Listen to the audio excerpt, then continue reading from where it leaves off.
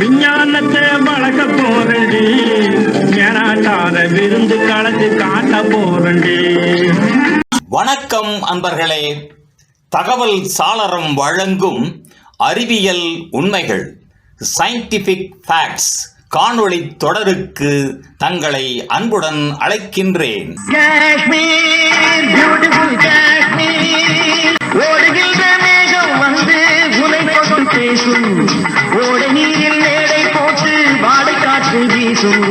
மலைப்பகுதிகளில் நிலவும் குளிர்ச்சியான வெப்பநிலை.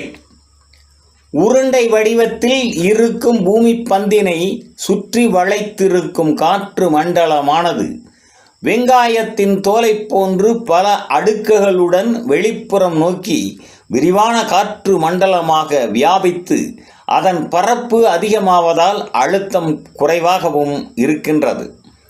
மலைகளை ஒட்டிய பள்ளத்தாக்கு நிலப்பகுதிகளில் சூரிய வெளிச்சம் மண்ணில் பிரதிபலித்து நிலப்பகுதியின் மேற்பகுதியில் படர்ந்திருக்கும் காற்று சூடாகி அதன் அடர்த்தி குறைந்து மேல் நோக்கி மலையின் உச்சிக்கு செல்கின்றது.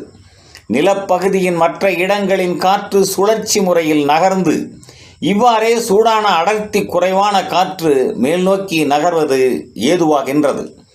இவ்வாறு சில 1000 மீட்டர் உயரத்தில் இருக்கும் மலைகளின் உச்சி வரை அடர்த்தி குறைவான இக்காற்று மேல் நோக்கி பயணிக்கும் பொழுது அங்கு மலைகளின் மீது படிந்துள்ள குளிர்ந்த காற்றுடன் ஐக்கியமாகி எப்போதும் குளிர்ந்த நிலையிலேயே இருக்கும் தன்மையை பெறுகின்றன.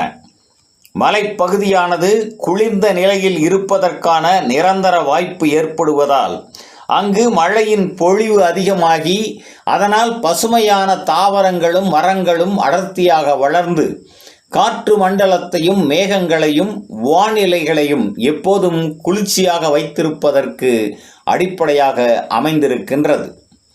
பூமியின் தரைப்பகுதியில் உள்ள காற்று சூரிய வெப்பத்தினால் சூடாக இருப்பதும் பூமியில் இருந்து உயரம் செல்ல செல்ல காற்று மண்டலம் அடர்த்தி குறைந்து மேலும் மேலும் குளிர்வதும் சுமார் 6000 அடிக்கும் மேலான உயரத்தின் மலைகளில் குளிர்காலங்களில் பனிக்கட்டி உருவாவதையும் காணலாம்.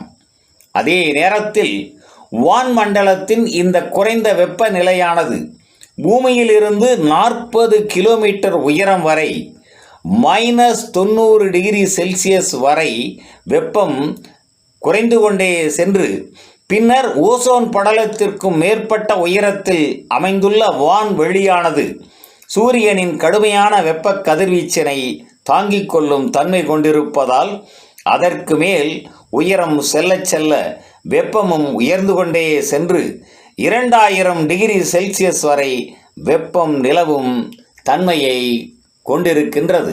நன்று நண்பர்களே.